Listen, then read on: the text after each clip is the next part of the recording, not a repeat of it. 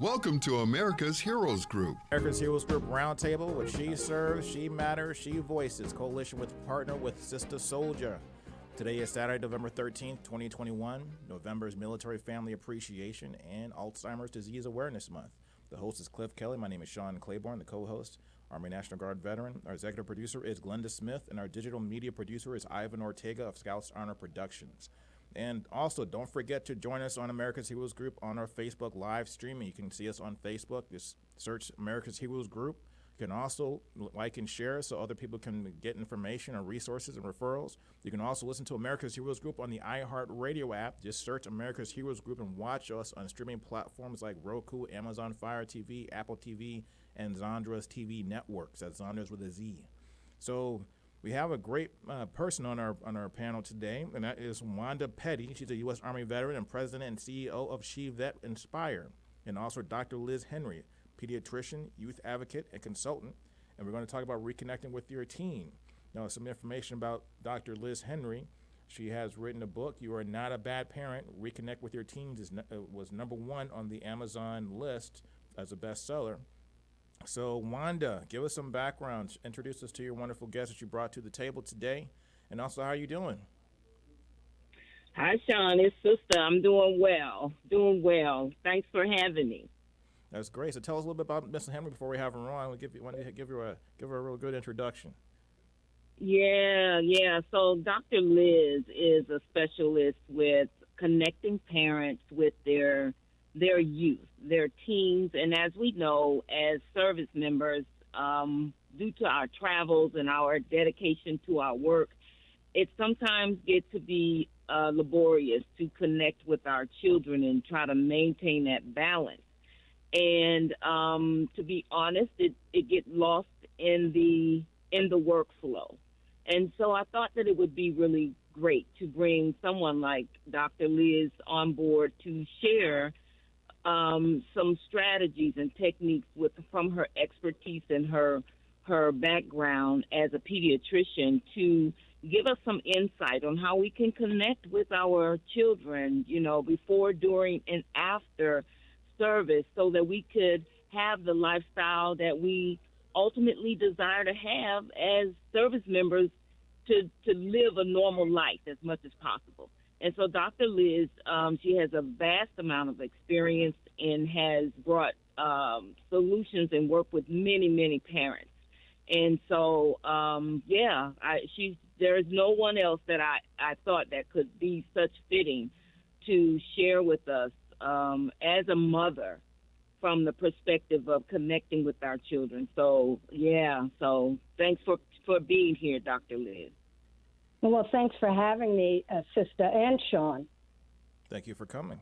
So this is another thing I wanted to audience know. You have 20 years of experience as a trusted advisor to parents and youth. You have an undergraduate from Princeton, and you got your medicine degree from the University of Pennsylvania, so Ivy League all the way. And also, you were in my hometown at Georgetown University in Washington, D.C. All right. You worked at the Children's DC Hospital in of the house. Philadelphia. Yeah. And also, you work now, you have your own private practice. Now, this book you wrote, You Are Not a Bad Parent, Reconnect with Your Teens.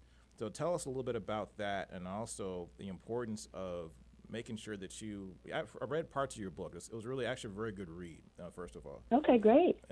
So, and one thing I noticed in the book, you made this comparison, which I always think about a lot because I'm, helping to raise 2 kids now with my girlfriend. And when I think about the generation gaps, because you talk about what it means to be a millennial versus Generation X versus a baby boomer. And I remember you had a portion in there where you talked about when you were a kid, you used to use a typewriter to turn your papers in, and now people are using email and things like that.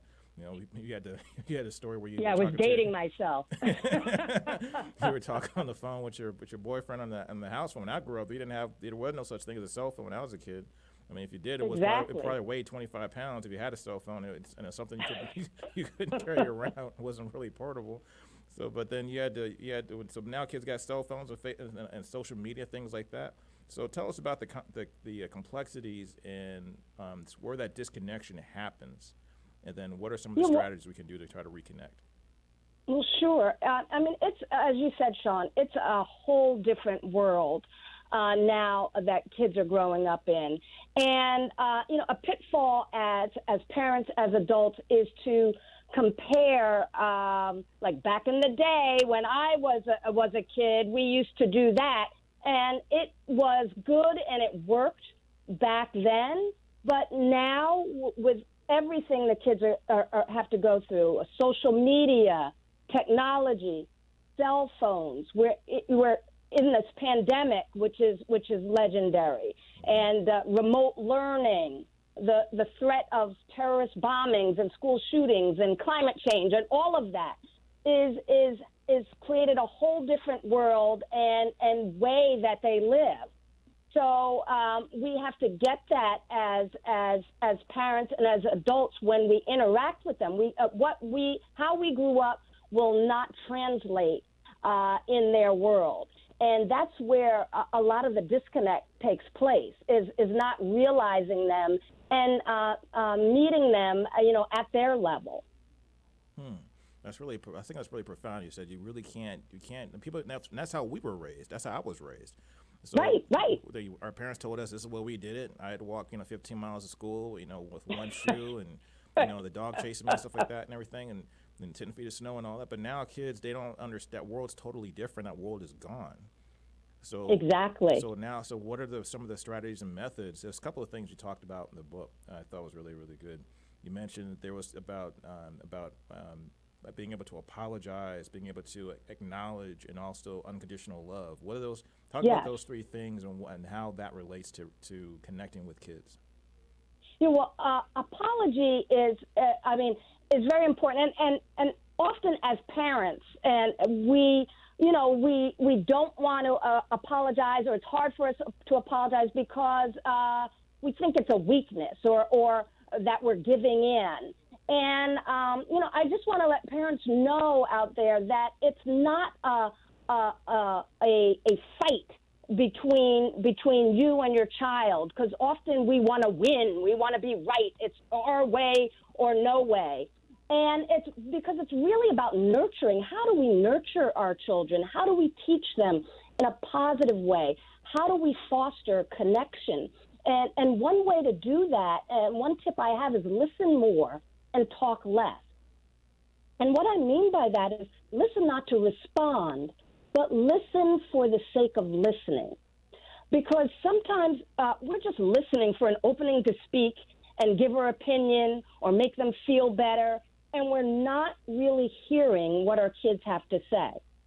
And it's so natural for us as parents to want to jump in and to fix things. But sometimes they just want to vent and use you as a sounding board. And as they talk, they come to their own conclusions and figure things out for themselves. So if they know you are truly listening and interested in what they have to say, they'll be more open and less likely to shut down.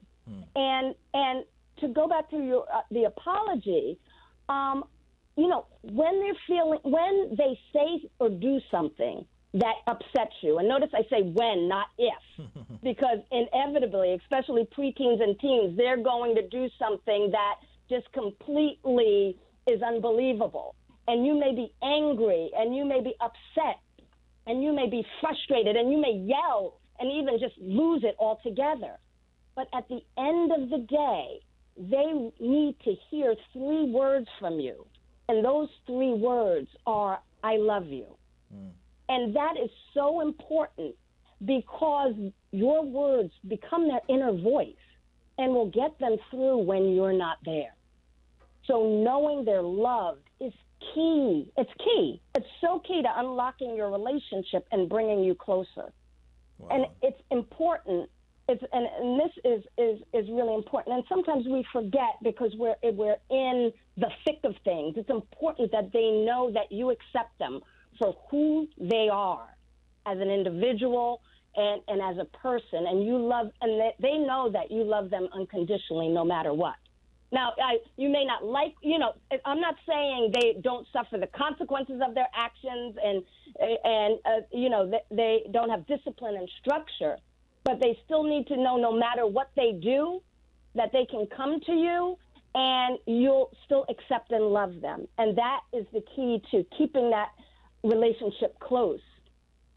So on that note, is that strategy, that foundation you laid out with apology, acknowledgement, unconditional love, is that the foundation that makes your strategy a little bit different from maybe other strategies that have come before? It's part of the foundation, but how I came up with the strategy is that as a pediatrician for over 20 years, I've had a window seat, an inside view to the chaotic world of parents and teens, and I witnessed firsthand the breakdown in that parenting connection. And I was able to study the language and the dynamics of the relationships, and I watched the body language. You know, those side glances, if you have a teen or a preteen out there, the eye rolls of the teens. And I heard the sighs, the resignation, and that frustration in the voice of the parents. And I began to see a pattern that was consistent across the board, and that it didn't matter who the parent was, it didn't matter who the teen was, there was conflict no matter what during the adolescent years. So I used my training as a pediatrician and my mastery in the field of communication to bridge the gap so parents can powerfully communicate with their teens and transform their relationship. And I listen to parents in the same way I coach them to listen to their kids. So the result is that parents feel heard, known, appreciated, and reassured. And once this happens, their stress level decreases, and they're in a better position to hear what I'm saying, implement it, and shift how they interact with their teens. So that's a part of the transformational template that I've developed. That's very interesting, and very insightful. So one thing I read about is something that I looked up. So 2/3 of teens in the military, from military families, want to follow in their parents' footsteps. So 2/3 of teens that are kids of military service members, they want to do the same thing that their parents did. And there was a survey done with about 2,000 teens, and that was between the ages of 13 and 19. However, only 13 of teens typically want to follow in their parents' footsteps across the nation, people that are from the civilian population. There was a larger study done between the ages of 16 and 24. So between 16 and 24 in the civilian population, they're not necessarily following in their parents' footsteps. But military families, a high percentage, 2/3, 66% or so, want to do what their parents are doing, be in the military. However, there's another problem. Empowering military teens. So there was a National Military Family Association did a study. They found that 42% of teens show signs of emotional distress, 1/3 of teens experience food insecurity, and 11% experience domestic abuse or violence in their homes. So when you look at that, when you put those two numbers together, and you see also deployments where a service member might have to go overseas and for long periods of time, particularly nowadays where people are getting, the wars are winding down, but over the last 20 years, technically, basically, we had multiple deployments going to Iraq and Afghanistan, people going on 5, 6, 7, 8 tours of duty. So how does that play in? How does a parent in that kind of environment, where you have maybe you're a single mother or a single father and your spouse or loved ones overseas, or in some cases even you might be moving around constantly with your parents to military bases. How does that service member reconnect with their kids, let them know that they're loved, and let them know that they can be there for them when you're constantly absent? Yeah, I mean, and that's difficult.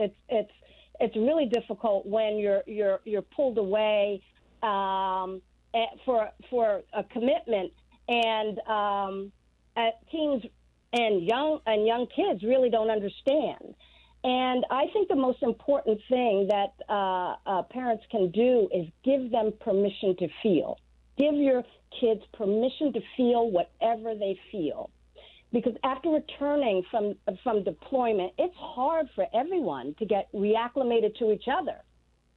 Your child has grown and matured depending on how long you've been away or had a commitment somewhere else, and time has passed. And you can't just pick up where you left off, but must meet your kids where they are. And so it's so important that if they're sad or angry or frustrated, as parents, we often try to want to make them feel better. And as kids, they feel that that's brushing off their feelings. You're not understanding them. You're not giving them a chance to express who they are and what they're feeling. So instead of, just saying like, oh, you'll get over it, or don't worry about it, or you'll feel better, it'll be okay. What you want to do is continue the conversation by asking them, why are you sad? What's happening? Like, what's going on? Because we all have emotions, and what we resist persists. So it's very important to validate their feelings, allow them to process them, and have these open conversations, and that will help to increase the connection. And this is important now more than ever with the challenges in today's world, because the kids now are faced with so much that there is a huge increase in anxiety across the board. I think what you said was so profound, because when you're in the military, you often are taught or kind of you don't really have the opportunity to express your emotions sometimes, or to say exactly what you want to say in every situation. And behind closed doors, you might be able to get a word out, but oftentimes when you're told that we're kind of used to getting orders and getting told what to do, when to do it, how to do it, and how fast it has to be done. And then when we come home, we want to do the exact same thing, give out orders and tell people what to do. It has to be done a certain way. Yes. So do you see a difference between sometimes the way men communicate with their children versus, say, mothers?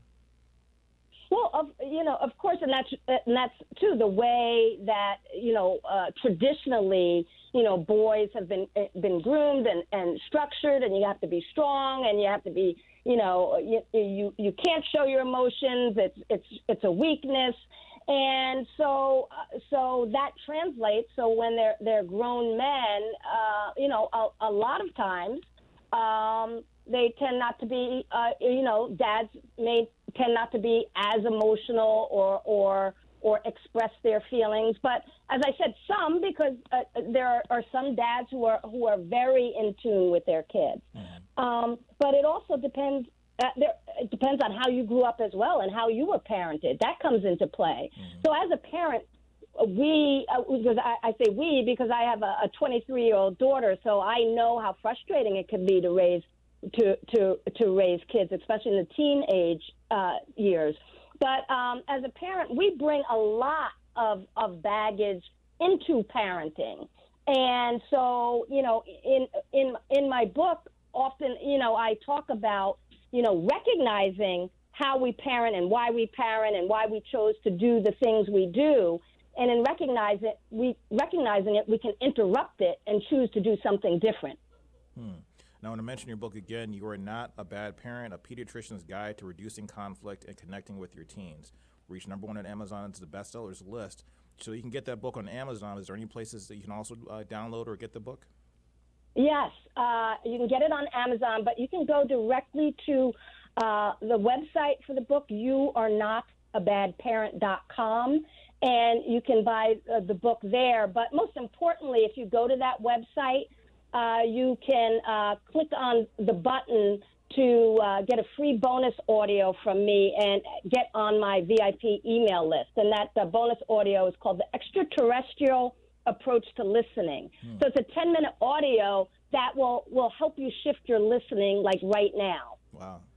I like that. It sounds pretty And good. then my website, which is drlizconsulting.com, I have a host of other resources and courses that you can look at and register in. Okay. And then, so let us know. So what are some of the things that people can do, especially veterans? I'm particularly thinking about veterans who might have, you talked about baggage that people bring from other situations and other past experiences, yes. But sometimes veterans have daily baggage, or service members sometimes yes. bring home daily baggage. So yes. and that can lead to, like we've talked about earlier, mentioned earlier, a lot of children in military families witness violence and also emotional distress. So how does a veteran, how does a service member take it down a couple of notches so that way they don't explode or do something they shouldn't be doing in front of their kids? Or how do they get to that point where they can actually engage with their kids as opposed to pushing their kids away through something they don't need to see? Well, I think one thing is, if they're able, is to see if they can take a moment or some minutes to decompress before they come home. And I think meditation is very good, breathing exercises, and there's so many meditation apps that you can just download on your phone. And just 5 minutes, taking 5 minutes just to center yourself, meditate, get in a different zone and shift before you go in, I think will just make an opening, create an opening to to relate to your family and your kids in a different way, and kind of interrupt whatever you were dealing with throughout the day. Well, thank you for your time. That was great information. The book is called You Are Not a Bad Parent, A Pediatrician's Guide to Reducing Conflict and Connecting with Your Teens. Wanda Petty, thank you for your time. Sister Soldier, Dr. Liz Henry, thank you for your time. We appreciate you for coming on the show. Thank you for having me. Thank you for having me. Bye for now. This is America's Heroes Group. We'll be right back.